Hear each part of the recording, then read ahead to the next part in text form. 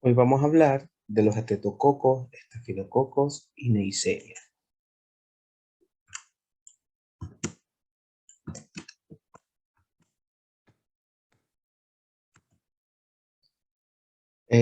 Las infecciones estreptocócicas son causadas por alguna de las especies de estreptococos. Estas bacterias gram positivas con forma esférica, o sea, cocos, causan muchos trastornos como la faringitis estreptocócica, neumonía, infecciones de las heridas, la piel, las válvulas cardíacas y el torrente sanguíneo. Diferentes grupos de estas bacterias se propagan de maneras diversas, por ejemplo, a través de la tos o estornudo, a través del contacto con heridas o úlceras infectadas, o durante el parto vaginal, de la madre al hijo. Estas infecciones afectan a varias partes del cuerpo, incluyendo la garganta, el oído medio, los senos paranasales, los pulmones, la piel, el tejido bajo la piel, las válvulas cardíacas y el torrente sanguíneo. Los síntomas, dependiendo de la zona afectada, consisten en inflamación dolorosa y enrojecimiento de los tejidos, heridas costrosas, dolor de garganta, faringoamigdalitis estreptocócica y erupción cutánea. El médico puede diagnosticar la infección basándose en los síntomas y puede confirmar el diagnóstico mediante la identificación de las bacterias en una muestra de tejido infectado, completándolo en ocasiones con pruebas de diagnóstico por imagen. Se administran antibióticos por vía oral. En caso de la infección grave, sería un tratamiento por vía intravenosa. Muchas especies de estreptococos viven en el cuerpo y en su interior de forma inocua. Algunas especies que pueden causar infección también están presentes en algunas personas sanas, pero no producen síntomas. A estas personas se les llaman portadores. Los tipos de estreptococos tenemos que se dividen en grupos según su apariencia en el cultivo de laboratorio y sus diferentes componentes químicos. Cada grupo tiende a producir infecciones específicas.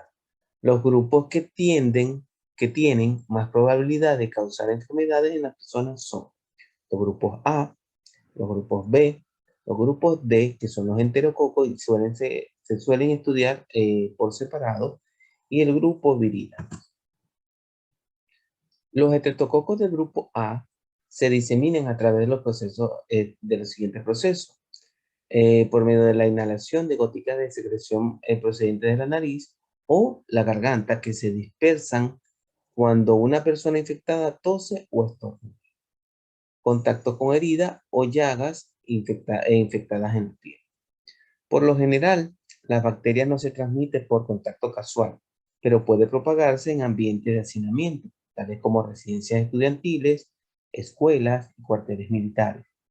Después de 24 horas de tratamiento antibiótico, las bacterias ya no se transmiten a otras personas. El estreptococo del grupo B se transmite a los recién nacidos a través de secreciones vaginales durante el parto vaginal. Los estreptococos viridans habitan en la boca de las personas sanas. Pueden invadir el torrente sanguíneo, especialmente en personas con inflamación periodontal, e infectar las válvulas cardíacas, provocando endocarditis bacteriana. Dentro de los síntomas de las infecciones por estreptococos tenemos celulitis, donde la piel infectada está enrojecida, el tejido bajo de la piel se inflama y causa dolor. Tenemos el impéfigo o impétigo, se caracteriza generalmente por las úlceras con costras amarillas, fascitis necrosante, donde el tejido conjuntivo que cubre los músculos, la fascia, está infectado.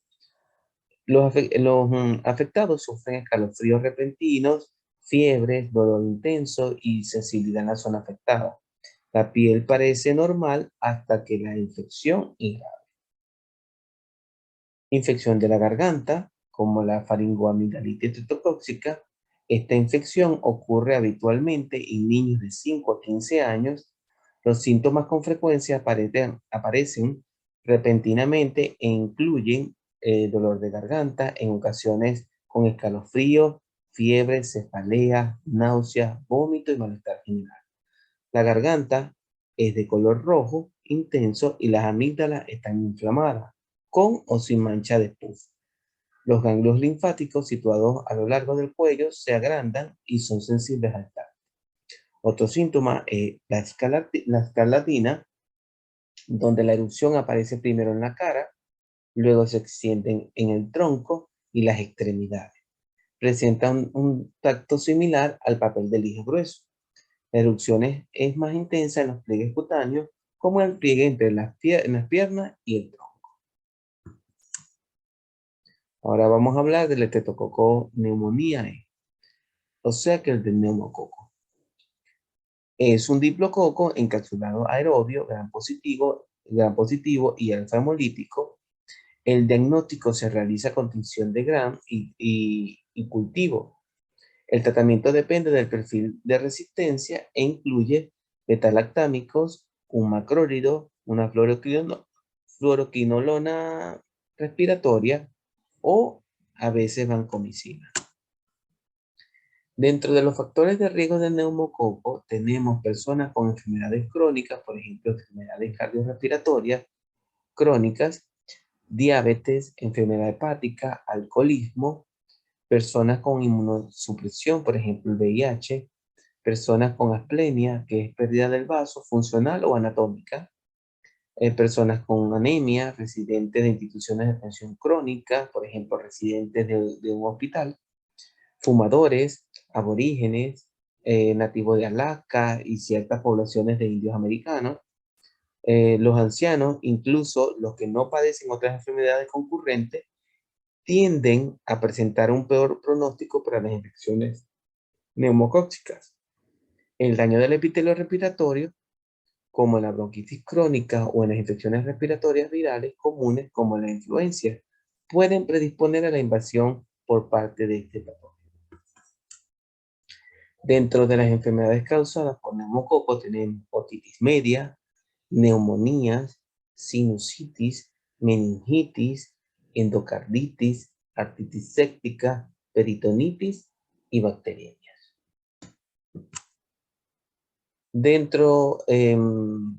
Ahora vamos a hablar del Streptococcus mutans en la cavidad bucal. La cavidad bucal es un ecosistema donde cohabitan principalmente comensales, aproximadamente más de 10.000 bacterias. Cuando ustedes vean un número que está elevado, por ejemplo 10 elevado al 10, quiere decir que ustedes deben sumar esos 10 con 10 ceros, es decir, que serían 10.000 bacterias. Lo que pasa es que en microbiología o a nivel de investigación se habla de 10 a la 10 bacterias, vendrían siendo 10.000 bacterias, siendo el 60% cultivable, perteneciente entre 500 y 700 especies, que colonizan las mucosas y dientes donde forman la placa bacteriana o biofilm, entre las cuales están los miembros del género Streptococcus. Las especies microbianas predominantes son significativamente diferentes en los sitios de localización. Independientemente de las variaciones de muestra a muestra, Streptococos, bacilos gram positivos y Veillonella comprenden la mayoría del total de los recuentos viables. Observaciones clínicas en humanos y animales indican que la formación de la placa es un requisito esencial tanto para la caries como para la enfermedad periodontal. Se ha descrito un viraje en la población microbiana en la placa en desarrollo de preponderantes formas cocáceas en la placa temprana con un incremento de bacilos y formas filamentosas. Sin embargo, los estreptococos conforman el mayor número del total de la población bacteriana en la placa dental.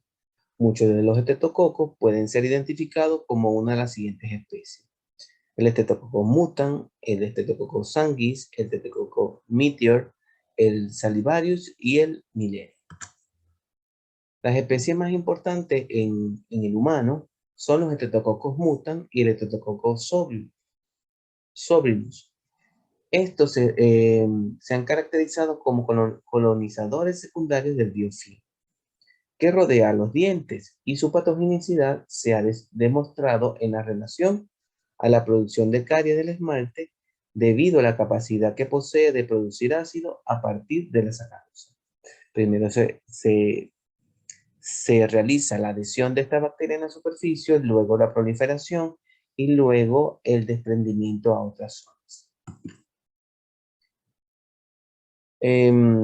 Dentro de la morfología y la característica en el cultivo, el Streptococcus mutans es un coco gram positivo dispuesto en una cadena no móvil, catalasa negativo, productor rápido de ácido láctico, incapacidad de cambiar el medio del pH 7 a pH 4, 2.2 en aproximadamente 24 horas. Fermentador de glucosa, lactosa, rafinosa, manitol, insulina, inulina y salicina, con la producción de ácido. Normalmente no dice, no, no desanima la arginina para producir amoníaco. Usualmente no producen ni hemólisis ni decoloración en el sangre. Es principalmente alfa o gamma hemolítico en el sangre de cordero, aunque se ha reportado unas pocas cepas hemolíticas. Dentro de la clasificación del Streptococcus mutans, con base en la composición y los enlaces de polisacáridos de la pared celular, Streptococcus del grupo mutans se pueden clasificar en 8 serotipos. Tenemos Streptococcus mutans, serotipos C, E, F y K, el Streptococcus sobrinus con serotipo D y G, Streptococcus cricetus, serotipos A, Streptococcus ratus, serotipos B, Streptococcus ferus, serotipo C, Streptococcus macacae, serotipo C, y Streptococcus dowenii, serotipo H. Se sabe que el serotipo C del Streptococcus mutans es el tipo predominante en la cavidad bucal humana más que las cepas E, D, F y K. El Streptococcus mutans generalmente es conocido como patógeno dental e igualmente se considera que causa bacteremia y endocarditis infecciosa. Dentro de la transmisión, colonización y estabilización del Streptococcus mutans en la cavidad bucal, la evidencia indica que una forma importante de la transmisión de Streptococcus mutans durante los primeros años de la vida es que se produce de la madre a hijo por contacto directo, por transmisión vertical. Mientras que el contacto con otros familiares, incluyendo el padre, los hermanos y demás posibles cuidadores, constituyen otra vía de transmisión que sería la transmisión horizontal, que cobra importancia durante las edades posteriores.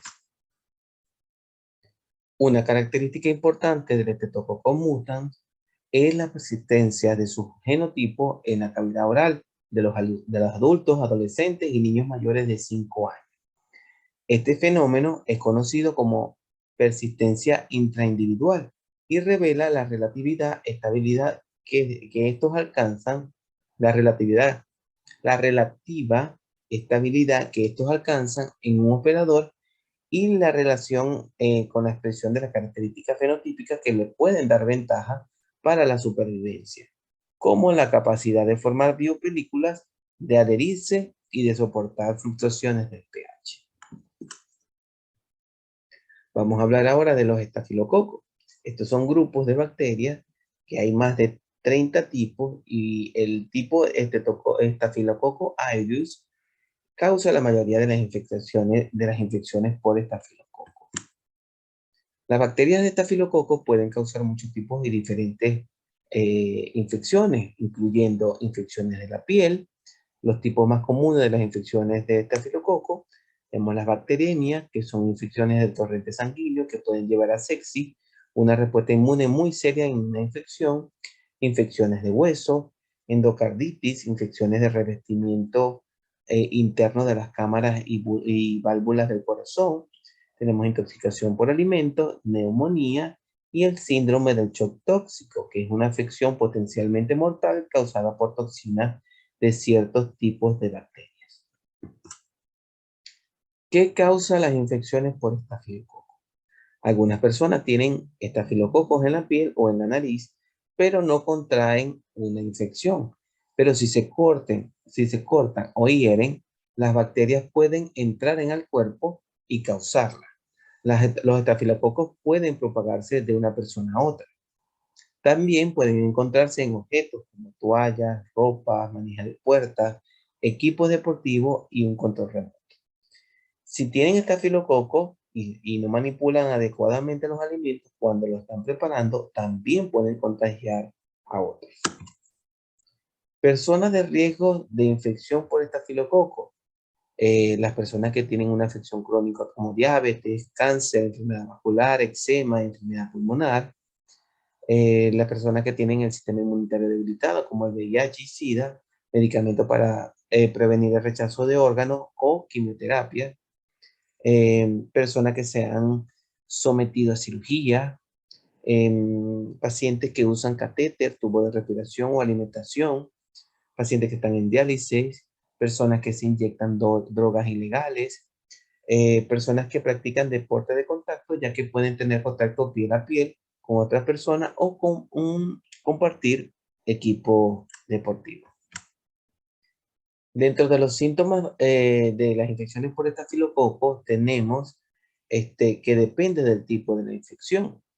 La infección de la piel puede verse con granos o forúnculos, pueden estar enrojecidos, inflamados y causar dolor.